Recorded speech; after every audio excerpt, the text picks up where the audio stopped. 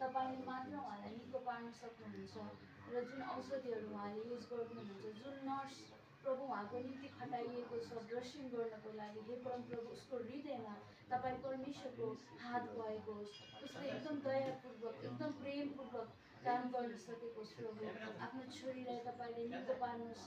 प्रभु विशेष गरेर खाना खाने मन दिनुहोस्, जुन मनहरू प्रभु खाना खानु उहाँलाई मन लाग्दैन, तपाईँले खाना खाने हृदय दिनुहोस् र पिता तपाईँले सहायता गर्नुहोस् उहाँहरूलाई।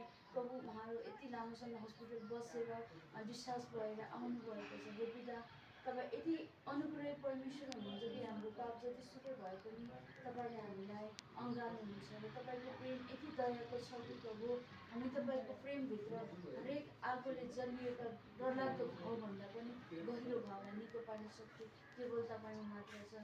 पिता तपाईँले आफ्नो छोरीलाई छुनुहोस् र यो बुढेसकालको वृद्ध अवस्थाको हड्डीको छालालाई फेरि पनि पुनर्स्थापन तपाईँले गरिदिनुहोस्। अब हामी तपाईँसँग यही बिन्ती गर्छौँ, दिदीहरू बुवाहरू जति पनि हुनुहुन्छ उहाँलाई हेरचाह गर्ने हरेक छोराछोरीलाई पनि तपाईँले स्वर्गीय आशिष गर्नुहोस्।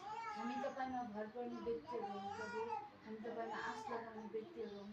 हामी कुनै पनि त्यो आँखा भएर पनि हेर्न नसक्ने र मुख भएर पनि बोल्न नसक्ने चिजमाथि भरोसा गर्दैनौँ। हामी तपाईँमा भर पर्छौँ, इसलिए प्रभु हामी तपाईँलाई नै विश्वास गर्छौँ र प्रभु तपाईँले अवश्य पनि उहाँको घाउलाई शीतलता दिनुहुनेछ। त्यो ताकत तपाईँमा मात्र छ प्रभु। तपाईँ परमेश्वरले विशेष सहायता गरिदिनुहोस्। अवस्था जस्तोसुकै भए तापनि हामी तपाईँ परमेश्वरमा भर पर्ने जाति भएको कारणले तपाईँ परमप्रभुले प्रभु तपाईँको त्यो गहिरो अँगालोले प्रभु आफ्नो छोरीलाई वृद्ध अवस्थाको दुखाइलाई लिइदिनुहोस्। त्यो कष्ट तपाईँले मात्र बुझ्न सक्नुहुन्छ।